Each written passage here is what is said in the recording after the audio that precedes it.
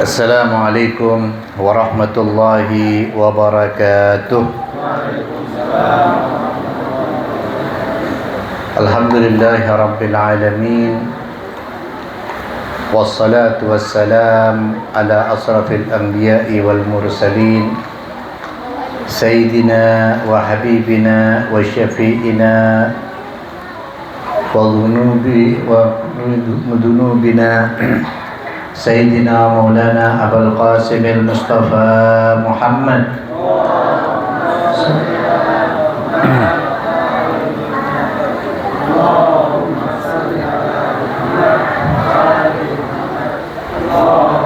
salli ala wa alihi tayyibin at-tahirin al-ma'sumin wa ashabihi al-muntajibin al-mayamin amma ba'd. فقد قال الله تعالى في كتابه الكريم أعوذ بالله من الشيطان الرجيم إنا أنزلناه في ليلة القدر وما أدراك ما ليلة القدر ليلة القدر خير من ألف شهر تنزل الملائكة والروح فيها بإذن ربهم من كل أمر سلام هي حتى مطلع الفجر. Para pendosa mencari cinta, menyadari diri banyak tercela, terperangkap nafsu, angkara dan murka. Adakah celah baginya untuk mengintip surga atau mencium semerbak harumnya, walau sadar tak layak untuk memasukinya, tapi harap rahmat dan kasih pecinta masih ada. Para pendosa mengais asa janji Tuhan yang takkan ingkar selamanya, tapi masih saja jiwa bertanya, pantaskah hamba berharap surga sementara tahu pasti jiwa ini berlumur noda. Para pendosa berharap surga dari Allah yang rasa sayangnya maha, yang memandang hamba yang ingkar dengan pandangan iba, agar bagi mereka masih ada waktu tersisa dari usia dan nyawa yang terus mengejar jiwa. Para pendosa tak diabaikan, diberikan malam penuh ampunan dan janji akan kebaikan yang akan dilipat gandakan, bahkan dihitung bak malam 1000 bulan. Datanglah hambaku, merangkaklah menujuku, kusiapkan surga dan ampunan untuk kalian di malam Al-Qadar yang penuh harapan. Ikhwani wa akhwati rahimakumullah. Puisi ini Anda tulis beberapa tahun yang lalu, kebetulan tadi ketika membuka beberapa lembaran lama dari yang tersimpan di HP, ketemu puisi tersebut. Puisi ini menunjukkan harapan kita sebagai orang yang sebenarnya betul-betul merasa kita penuh berlumur noda dan dosa. Tapi Allah Subhanahu wa taala yang Maha Rahman dan Rahim memberikan banyak pada kita kesempatan masih untuk mempunyai peluang untuk memasuki surga-Nya. Karena apabila kita menyadari diri, kita mengkaji jiwa kita sendiri, seolah-olah tiada kesempatan bagi kita untuk masuki surga-Nya Allah Ta'ala. Lihatlah surga yang indah. Bayangkan surga yang indah di sana, yang di sana hanya ada kesucian semata. Tapi bayangkanlah, siapakah kita? Layakkah kita ini kira-kira menduduki tempat di surga yang Allah yang suci itu? Yang di sana ada keindahan dan kenikmatan yang tiada tara. Tapi yang duduk di sana orang-orang suci tak berdosa. Sementara kita, ikhwani wa akhwati rahimakumullah, berapa banyak dosa yang setiap hari kita jalankan melalui lisan kita. Berapa banyak dosa yang setiap hari sulit kita lupakan, kita hilangkan dari mata kita. Bahkan terkadang mata kita mencari dosa demi dosa tersebut dalam apa yang kita pegang, gadget kita ataupun gambar apapun ada. Setiap saat telinga kita mendengar sesuatu yang Allah tidak ridhai di sana, yang menjauhkan kita dari surga. Semua ini pasti ada pada diri kita, karena tak satu pun unta adalah orang-orang yang disebutkan oleh Allah yutahhirukum tathira. Kalau mereka yang disucikan oleh Allah, jaminan sudah ada, itu tentu saja mereka tidak harus khawatir. Tapi kita lihat contoh mereka yang merangkak iba di hadapan Allah, walaupun nyatanya mereka telah dijamin oleh Allah surganya, telah diposisikan oleh Allah kedudukannya, telah ditetapkan oleh Allah surga tertinggi untuknya. Sementara kita, sadarkah kita, layakkah kita memasuki surganya Allah? Bahkan terkadang kita untuk mencium baunya saja kita harus kembali melihat pada diri kita. Layakkah kita, ikhwani wa akhwati rahimakumullah? Tapi Allah yang Maha Pengampun dan Penyayang ini tak pernah meninggalkan kita. Peluang dan potensi Allah tetap berikan pada kita untuk meraih surganya. Pahala demi pahala, bahkan kadang-kadang amal kecil saja Allah jadikan amal kecil itu dengan rahmatnya, Allah jadikan dari amal yang kecil itu membuat kita punya potensi untuk masuk surganya. Sekali lagi, kalau kita lihat siapa diri kita tak mungkin bisa mengandalkan amal ibadah kita. Kira-kira amal ibadah apa yang kita andalkan? Salat kita. Adakah kira-kira solat kita bisa menjamin bahwa solat kita diterima oleh Allah? Walaupun kalau dalam solat kita harus punya kewajiban untuk meyakinkan diri kita bahwa solat kita diterima. Tapi apakah ada? Berpikirlah dengan nyata bahwa dalam kepala kita ketika kita mendirikan solat, sejak takbiratul ihram sampai salam atau takbir 3 kali pun, terkadang pikiran kita tidak pernah bersentuhan dengan Allah Ta'ala. Puasa kita yang hanya kita habiskan waktu puasa kita ternyata hanya untuk tidur berleha-leha, atau ketika bangun kita habiskan mata kita untuk melihat sesuatu yang tidak Allah ridhoi, walaupun ini dalam kondisi kita berpuasa terkadang ada. Apa yang kita andalkan, ikhwani?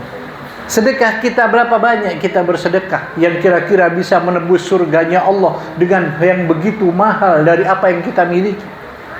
Rasanya tak ada satupun yang pantas dari semua ikhtiar dan usaha kita untuk masuk ke dalam surganya Allah Ta'ala. Semua yang kita harap hanyalah kasih sayangnya Allah, rahmatnya Allah kepada kita. Ada satu cerita, dan sejak Allah cerita ini pernah saya sampaikan. Satu hari ada seseorang meninggal. Orang ini kebetulan adalah seorang ahli ibadah. Allah berikan padanya usia yang panjang. Dalam sepanjang usianya dia tidak pernah melakukan sekalipun kesalahan dan dosa. Kerjaannya dia hanya beribadah kepada Allah dan posisinya dijauhkan dari maksiat. Beda dengan kita yang kemaksiatan ada dalam kantong kita atau ada dalam depan mata kita. Seorang ahli ibadah ini tinggal di sebuah gunung di satu pulau kecil. Di satu gunung dan satu pulau kecil itu, dia tinggal di sana hanya setiap hari dia beribadah kepada Allah. Ketika dia lapar, dia turun ke bawah. Di bawah gunung tersebut ada aliran air jernih, yang disitulah dia bisa minum dengan nikmatnya. Dan di situ ada pohon delima yang setiap hari mencukupi konsumsinya untuk dia makan dan menghidupi dirinya. Setiap malam dia hanya menghabiskan waktu untuk beribadah kepada Allah Subhanahu wa Ta'ala. Ketika ajal tiba padanya, malaikat maut mencabut nyawanya, dan ketika akhirnya sampai ketika dia mulai ditimbang di alam sana, ketika itu dia ditentukan oleh Allah Ta'ala. Allah berkata, wahai malaikatku, dengan rahmatku masukkan orang ini ke dalam surgaku. Orang itu ketika mendengar Allah mengatakan masukkan orang ini ke dalam surgaku, dia bertanya, ya Allah, kenapa engkau tidak masukkan aku ke surgamu karena amalku? Bukankah 500 tahun aku bersujud padamu? 500 tahun aku menghabiskan waktuku untuk beribadah kepadamu. 500 tahun aku menjauhi maksiat darimu, ya Allah. Tapi kenapa kok ketika engkau hendak memasukkan aku ke surgaku, yang kau tawarkan, yang kau berikan padaku rahmatmu, bukan amalku? Apa artinya amalku, ya Allah? Maka Allah pun berkata, bila demikian wahai malaikatku, masukkan dia ke neraka karena amalnya. Orang itu terkejut, ya Rabb, apakah ini? Kenapa harus dimasukkan ke neraka? Karena ibadahku, karena amalku. Allah berkata kepadanya, Karena apabila engkau menghitung-hitung nikmat yang Allah berikan kepadamu, wahai fulan, tahukah engkau siapakah yang memberi engkau nafas sehingga engkau bisa hidup selama 500 tahun lamanya? Engkau ya Rabb. Siapa yang mengendurkan air yang jernih, yang nikmat tersebut di pulau tersebut, sementara engkau berada di tengah lautan yang luas, yang di situ tidak ada air jernih? Engkaulah ya Allah yang menumbuhkan air tersebut. Siapakah yang menumbuhkan pohon delima yang membuat engkau bisa menikmatinya setiap saat dan mengenyangkan dirimu, menambah usiamu? Dia berkata, engkaulah ya Allah. Lihatlah semuanya karena aku, kata Allah. Wahai malaikatku, kata Allah, ambil nikmat matanya dan timbangkan dengan amalan baiknya. Lalu malaikat tersebut dari nikmat mata orang tersebut dicoba, ditimbang, dibandingkan dengan amalnya yang 500 tahun lamanya. Apa yang terjadi, ikhwani wa akhwati? Ternyata amal dia yang 500 tahun sedikit lebih ringan dibandingkan dengan nikmat mata yang Allah berikan padanya. Baru satu nikmat mata. Sementara nikmat Allah yang paling besar, ketika Imam Shadiq pernah ditanya, apakah nikmat Allah yang terbesar? Nikmat tersebut adalah nafas kita yang pernah kita membayarnya. Inilah realita yang kita hadapi. Sehingga kita rasanya ketika kita melihat amal kita, melihat perbuatan kita, melihat kondisi kita, rasanya kita jauh dari surga. Tapi dengan Rahman dan Rahimnya Allah yang begitu mencintai hamba-Nya, mencintai umat Muhammad sallallahu alaihi wasallam, karena tangisan Nabi Muhammad sallallahu alaihi wasallam yang sujud kepada Allah ketika diceritakan tentang neraka yang membara, dan Rasulullah bertanya kepada malaikat Jibril, ya Jibril, adakah di antara hamba-Ku, umat Muhammad yang dimasukkan ke neraka? Jibril berkata, ada. Bersujud Rasulullah. Bersujud dia dengan tangisnya, semalaman dia sujud sehingga Zahra akhirnya dipanggil untuk membangunkan. Dan ketika bangun Rasulullah berkata, ya Zahra, aku meminta kepada Allah ketika Jibril menceritakan tentang panasnya neraka, tentang neraka yang awalnya dibakar menjadi berwarna merah, lalu berganti wajah berwarna hitam, dan akhirnya berwarna putih dengan panas yang tak terkendali panasnya. Aku takut hamba-Ku, umatku masuk ke neraka. Aku mohon kepada Allah agar umatku diberikan waktu dan kesempatan untuk bisa meraih, untuk bisa mendapatkan surganya Allah, kata Rasul. Alhamdulillah, akhirnya Allah mengatakan, ya Muhammad, umatmu kalaupun dia melakukan dosa, kalaupun dia melakukan kesalahan, lalu dia melakukan lalu bertobat kepada Allah Subhanahu wa taala, walaupun itu sesaat sebelum kematiannya, maka aku, kata Allah, akan menghapuskan dosanya dan akan memberikan dia surga.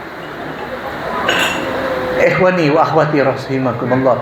Artinya semua yang kita raih ini karena permohonan dari Rasulullah sallallahu alaihi wasallam, kita bisa meraih surganya. Ala Nabi wa alihi salawat.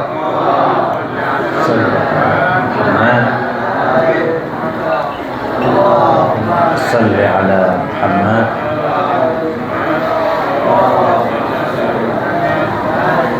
Maka dari itu Allah Subhanahu wa taala yang Maha Kasih, Maha Sayang kepada umat Muhammad sallallahu alaihi wasallam, memberikan sekian banyak jalan kebaikan demi kebaikan yang membuat orang yang tadinya tak mempunyai kesempatan untuk masuk surga menjadi orang yang berpotensi untuk masuk ke surganya Allah.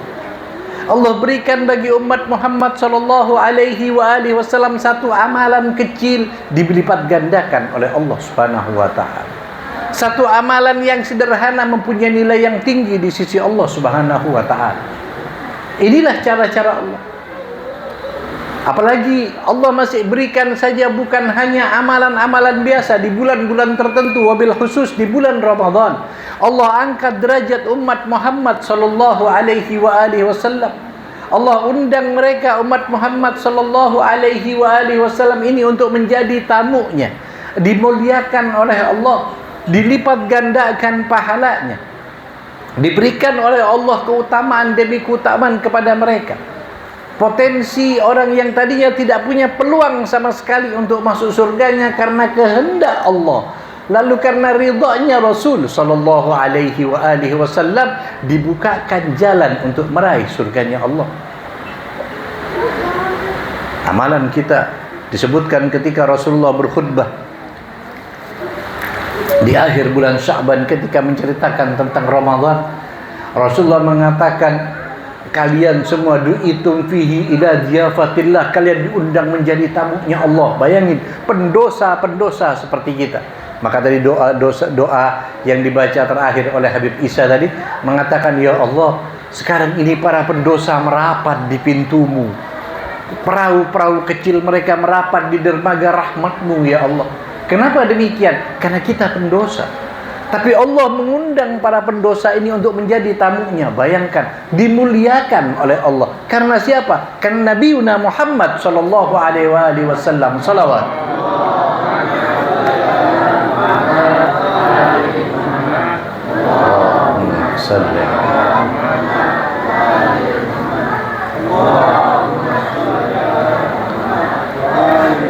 Dan salah satu kesempatan itu adalah malam-malam seperti malam ini. Malam yang disebut dengan Lailatul Qadar. Apa makna Al-Qadar? Dan kenapa malamnya? Makna Al-Qadar menurut pendapat para ulama, Al-Qadar itu artinya, qadar itu hanya ketentuan dari Allah. Malam ketentuan. Artinya segala sesuatu yang berkaitan dengan urusan manusia. Ya. Makanya disebutkan inna anzalnahu fi lailatul qadar. Telah diturunkan Allah di malam Al-Qadar, malam di mana di situ ditentukan oleh Allah semua urusan manusia. Yang kedua disebutkan bahwa mana Al-Qadar itu mulia. Ya, tak dapat dilukiskan. Sampai Allah menggambarkan ketika menyebutkan Lailatul Qadar khairum min alfi syahr. Satu malam, bayangkan malam hanya berapa jam? Taruh dari jam 6 malam sampai jam 6 pagi, 12 jam. Malam itu Allah mengatakan setengah waktu itu, di waktu itu, ya mungkin kalau sekarang jam 7 sampai jam sekitar jam 5, karena sampai fajar, sampai jam sekitar jam 5 lebih. Pada waktu berapa jam itu saja Allah mengatakan waktu yang hanya beberapa jam bisa kita hitung dengan jari kita. Allah mengatakan khairum min alfi syahr. Lebih utama, lebih baik daripada 1000 bulan. Yang tangan kita tak mampu menghitungnya lagi berapa banyak 1000 bulan. Hanya berapa jam saja. Ya. Lalu disebutkan di situ, dan malam itu juga malam Al-Qadar dikarenakan malam yang penuh dengan sesak. Sesak, kenapa sesak? Karena pada malam itu bumi sesak dengan malaikat yang turun. Disebutkan tanazzalul malaikatu warruhu fiha. Ikhwani, jumlah malaikat ini beribu kali mungkin jumlahnya manusia. Tak terhitung jumlahnya ciptaan Allah Subhanahu wa taala. Di malam Al-Qadar para malaikat itu turun ke alam dunia ini. Tanazzalul malaikati warruhu fiha. Malaikat dan ruh. Ruh ini berbeda pendapat pandangan para ulama. Ada yang mengatakan itu Jibril, ada yang mengatakan ruh itu adalah makhluk sendiri karena malaikat dipimpin oleh Jibril pada waktu itu, karena Jibril termasuk malaikat. Banyak yang menceritakan tentang keindahan Lailatul Qadar. Disebutkan malam itu para malaikat semuanya turun ke samaul ard, ke langit dunia, untuk melihat siapa orang yang beribadah di malam itu. Ya. Makanya ayat itu kalau dikatakan inna anzalnahu fi lailatul qadar wa ma adraka ma lailatul qadar. Makna wa ma adraka ma lailatul qadar itu maksudnya apa yang kamu tahu tentang Lailatul Qadar. Artinya manusia itu sebenarnya tidak akan pernah tahu keagungan dan kemuliaan Lailatul Qadar. Ketika Allah mengatakan menggunakan kata wa ma adraka, apakah kalian tahu? Kalian mustahil kita tahu artinya. Semua kata yang ada wa ma adraka menunjukkan akal manusia tidak akan mampu menjangkaunya. Tidak akan mampu kita menjangkaunya. Bayangin, satu malam hanya beberapa jam saja. Malam itu turun para malaikat dari langit. Semua malaikat itu membawa ketentuan setiap manusia yang ada. Hari ini ditentukan oleh Allah, fulan ini ke tahun ke depannya mungkin dia tidak akan lagi bersama dengan kita, atau masih Allah panjangkan usianya. Allah tentukan rizkinya selama 1 tahun. Allah pastikan ajalnya. Allah pastikan kondisinya. Setiap manusia, setiap malaikat turun membawa hal tersebut kepada imam zaman kita pada waktu itu. Dalam keyakinan Ahlul Bait, Lailatul Qadar turun kepada imam zaman. Tanazzalul malaikatu warruhu fiha. Dan juga dikatakan para malaikat turun membawa motivasi positif kepada manusia dan mendorong kita berbuat baik. Salamun, kedamaian. Yang dibawa oleh para malaikat itu apa? Kedamaian. Damai, ketenangan. Tenang pada diri kita, tenang menghadapi orang-orang lainnya. Salamun hatta matla'il fajar, hiya hatta matla'il fajar. Sampai kapan? Sampai turunnya fajar. Para mufassir ada yang mengartikan makna salamun hiya hatta matla'il fajar itu bukan sampai fajar tumbuh, artinya bukan sampai pagi. Tapi kalau orang sudah mendapatkan keindahan Lailatul Qadar itu sampai hal tersebut, sampai nanti masa kebangkitan. At-matla'il fajr itu bukan berarti cuman timbulnya matahari pagi, timbulnya fajar, bukan. Tapi yang dimaksud hatta matla'il fajr, sampai nanti fajar terakhir yang muncul sebelum hari kiamat tiba. Ini kemuliaan Lailatul Qadar. Malam ini kita orang-orang yang berdosa ini, ikhwani wa akhwati rahimakumullah, diberikan oleh Allah peluang untuk menjadi seorang ahlu surga. Sayang kalau kita tinggalkan. Ya, sayang. Ahlul Bait mendorong kita. Sayyidah Fatimah Zahra alaihissalam diriwayatkan di malam-malam Lailatul Qadar itu mulai siang anak-anaknya ketika masih kecil, Imam Hasan, Imam Husain, Sayyidah Zainab, Sayyidah Ummu Kulsum ditidurkan. Dibiarkan mereka tidur dengan tenang. Malamnya mereka dibangunkan, diajak untuk beribadah kepada Allah Subhanahu wa taala. Ini contoh untuk kita. Diajak anaknya. Ya. Dan anak-anak kita ini memang diwajibkan untuk diajak dalam majlis-majlis seperti ini. Hadir mereka. Hanya saja ada sedikit perbedaan. Ini minta maaf. Ini bukan sekedar kritik untuk kita semua, untuk kita, karena yang melakukan ini terkadang juga cucu-cucu saya, anak-anak saya, keponakan saya, semuanya sendiri yang melakukan. Kita lihat di malam-malam yang agung ini, kadang-kadang anak-anak kita itu malah tingkahnya subhanallah. Ya, kita lihat. Kalau di tempat lain, coba antum lihat. Ikhwani wa akhwati, Anda bisa melihat bagaimana kehidupan di contoh kehidupan yang sering kita lihat, misalnya di Iran, di Rahbar. Anak-anak dibawa. Tapi ketika mereka duduk menceritakan Lailatul Qadar, anak-anaknya dipeluk, diberikan pada mereka pemahaman. Tidak dilepaskan anaknya berlari sana kemari. Diikatkan kepada anak kita. Ikhwani wa akhwati rahimakumullah. Bukankah kita sering merasa kadang-kadang anak kita mengganggu sholat kita? Ketika kita sholat, kita marahin anak kita. Kita sholat, anak kita berlarian atau menaiki, kita kan sering marahin. Kita tidak boleh. Atau kita tegur anak kita. Lalu bagaimana ketika malam-malam ini, ketika kita punya potensi untuk masuk surga, anak kita malah kesana kemari, mengganggu bukan hanya diri kita, tapi mengganggu orang-orang yang lainnya. Hadirkan anak-anak kita dalam setiap majelis, peluk mereka, dekatkan mereka, ingatkan ini malam Lailatul Qadar anak-anakku. Ikhwani, anak-anak kita adalah anak-anak yang bersih, suci, mereka tidak punya kesalahan, mereka tidak punya dosa, bersih, mereka ahlu surga. Tapi bukankah pendidikan itu dimulai ketika anak-anak usia dini? Kalau anak-anak dibiasakan, misalnya ketika malam-malam seperti sekarang datang, mereka berlari ke sana kemari, kita sibuk beribadah. Ada yang terganggu, ada yang tidak. Kadang-kadang orang tuanya alhamdulillah santai saja, tapi anaknya ke sana kemari, afwan.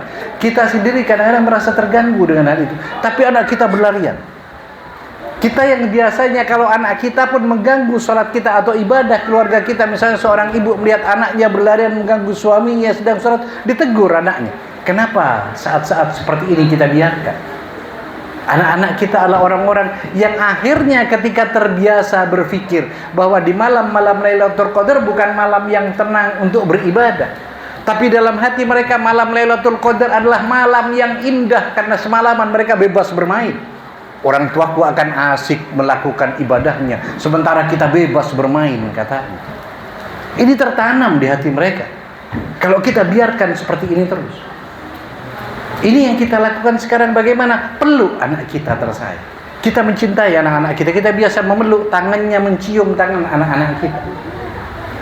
Ya, tapi Ini bukan sebagai teguran kepada Al-Fakir pribadi yang kita punya anak punya cucu yang lewat baru ponakan saya sendiri juga. Kita tidak bisa hindari tersebut.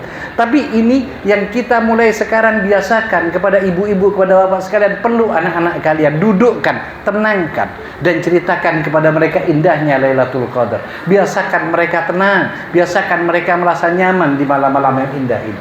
Jangan mereka berlarian ke sana kemari membuat kita sendiri akhirnya sulit untuk berkonsentrasi.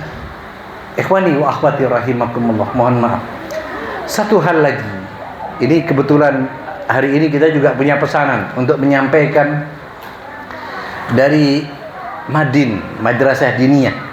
Kewajiban mendidik anak itu kan memang sejak dini seharusnya kita punya kewajiban. Kadang-kadang kita tidak mampu mendidik anak-anak kita di rumah. Ya, dididik anak kita, apalagi kalau walaupun ustadz atau ustazah, kadang-kadang sulit untuk didik anaknya sendiri. Karena anak-anak biasanya kalau didik orang tuanya, mereka merasa santai. Tapi ketika diserahkan satu orang yang lain atau orang yang bisa mendidiknya, biasanya itu akan lebih baik untuk mereka. Kewajiban kita, ikhwan, termasuk malam-malam seperti ini kita mendatangkan anak-anak kita, ini cara-cara kita mendidik anak kita. Biasakan mereka hadir di majelis-majelis Ahlul Bait, karena mereka agar tidak asing dengan majelis-majelis Ahlul Bait. Tapi dalam hal kondisi tersebut, kita juga harus menjaga mereka agar mereka memahami tradisi para pecinta Ahlul Bait alaihi salatu wassalam. Sejak dini kita ajarkan anak-anak kita, ajarkan mereka mengaji, ajarkan anak-anak kita untuk mengenal imamnya, ajarkan anak-anak kita untuk bersosialisasi di antara mereka. Karena sekarang ini banyak, mohon maaf, kita lihat realita para pecinta Ahlul Bait minder ketika dirinya menjadi Syiah, merasa tidak punya pecinta, tidak punya teman, tidak punya kawan. Padahal kawan mereka banyak. Tapi kita sebagai orang tua tidak menggabungkan anak-anak kita bersama anak-anak yang seumuran dan semadzhab dengannya. Ikhwani, pendidikan Ahlul Bait itu sejak dini, bukan ketika dewasa. Karena jujur saja sampai sekarang ini ada anak yang baru bergabung, sudah dewasa boleh bergabung. Terkadang sholatnya mereka belum kenal, mereka hanya melihat orang tuanya sholat, tapi mereka tidak tahu caranya yang sebenarnya karena orang tua tidak memberitahu, atau tidak sempat, atau lupa untuk memberitahu. Ada yang sudah masuk ke sini tapi cara wudhunya mereka belum sempurna, walaupun hanya baru dari cara wudhunya bagaimana sholatnya. Ada yang belum tahu. Kenapa? Karena orang tuanya tidak mendidik. Orang tuanya hanya membiasakan dirinya sendiri. Dia Syiah. Ikhwani, pesan kita, jangan sampai kelak kita masuk surga terhambat karena anak kita dibiarkan tidak mengenal Ahlul Bait alaihi salatu wassalam. Kita mau masuk surga, dipanggil, anak kita belum mengenal Ahlul Bait, kita membiarkan hal tersebut. Kita sering sibuk anak kita dileskan ke sana, bahasa Inggrisnya, matematikanya, dunianya kita persiapkan. Padahal potensi anak-anak kita yang kelak yang kita harapkan, investasi kita bagi di sisi Allah adalah anak-anak kita ini. Investasi bagi kita. Anak-anak ini bukan sekedar investasi duniawi, tapi bagi kita anak-anak adalah investasi ukhrawi di akhirat nanti. Bukankah kita tahu dalam hadis populer di kalangan Ahlus Sunnah pun dikatakan idza matal ibnu Adam in qata amaluhu illa bi thalathin. Kalau anak Adam itu mati tak ada lagi amalnya, putus semua amalnya kecuali 3. Dan di antaranya dan paling diharapkan adalah doanya anak-anak yang saleh. Mungkinkah anak kita menjadi soleh ketika sejak kecil mereka kita biarkan? Anak kecil sejak kecil mereka kita tidak gabungkan bersama orang-orang yang sama dengannya. Ngeri. Ajak anak-anak kita, ajarkan pada anak-anak kita, ikhwani wa akhwati rahimakumullah. Ajarkan tentang keindahan ajaran Ahlul Bait.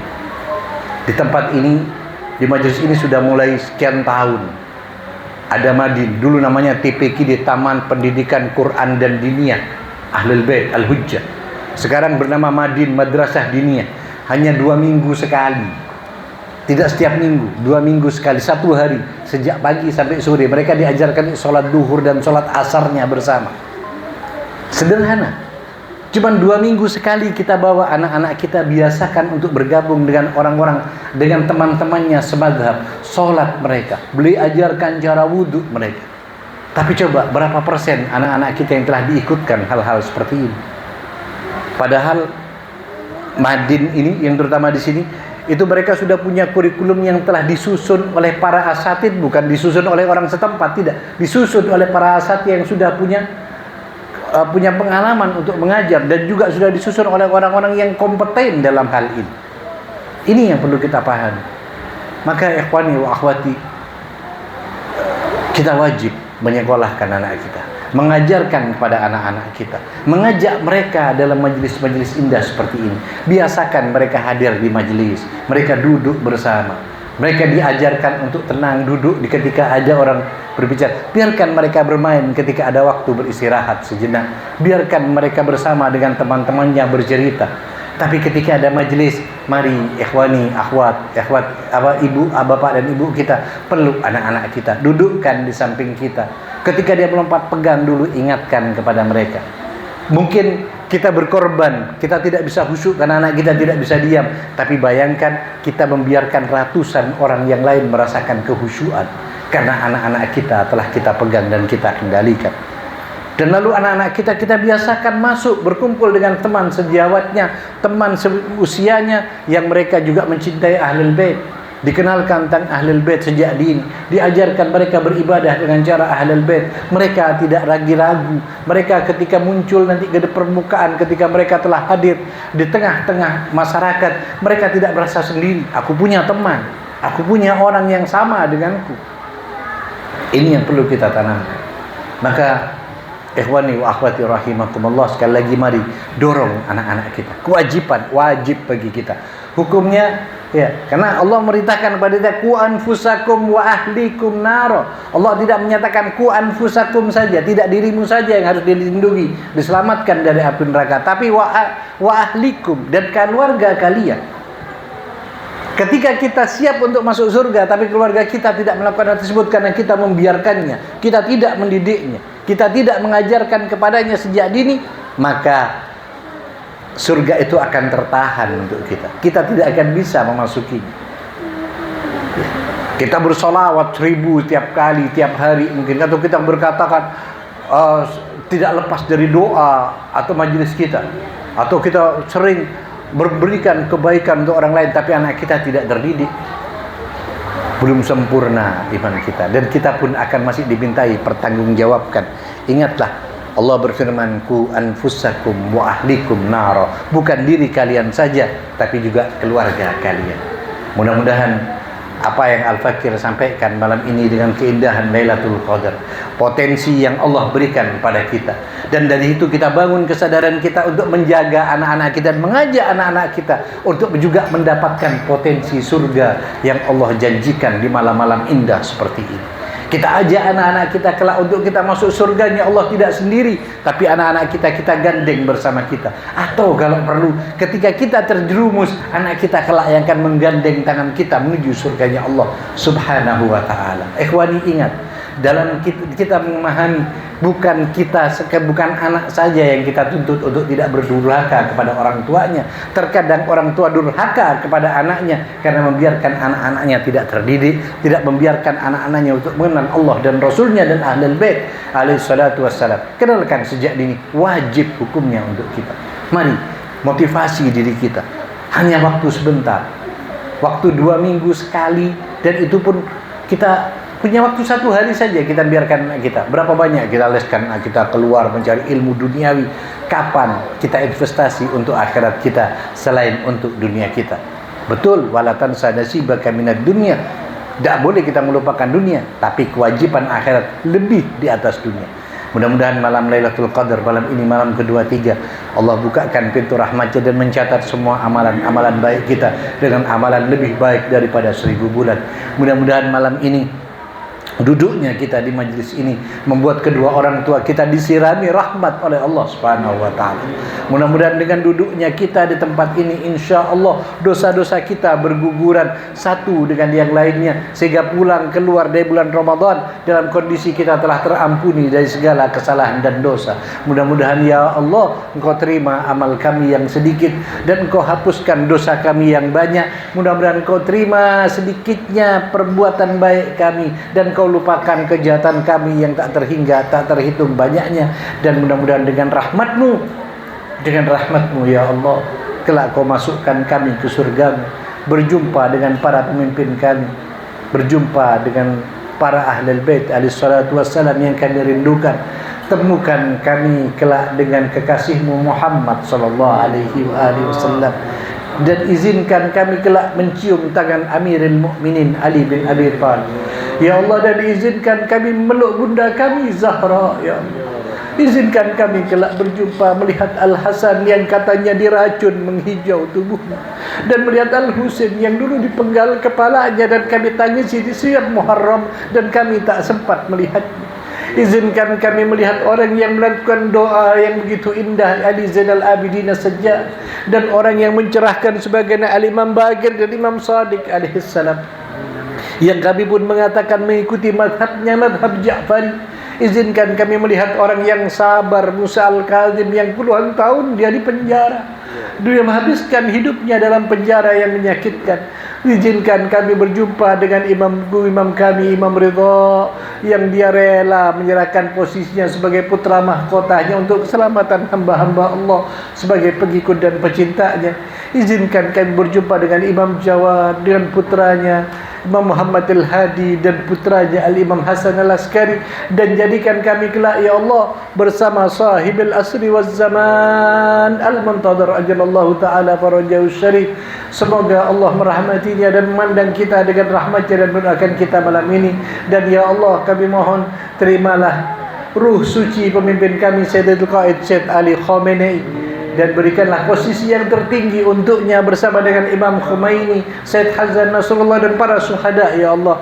Dan ya Allah, lindungilah pemimpin kami Said Mujtaba Khamenei, jagalah dia, berikanlah kepada dia kekuatan untuk bisa memegang bendera yang diwariskan dari ayahnya untuk menyerahkan kepada imam zaman kita Al-Mahdi Al-Muntadhar ajallallahu ta'ala farajahu syarif. Wa sallallahu ala Muhammad wa alihi ajmain wal afu minkum. Wassalamu alaikum warahmatullahi wabarakatuh.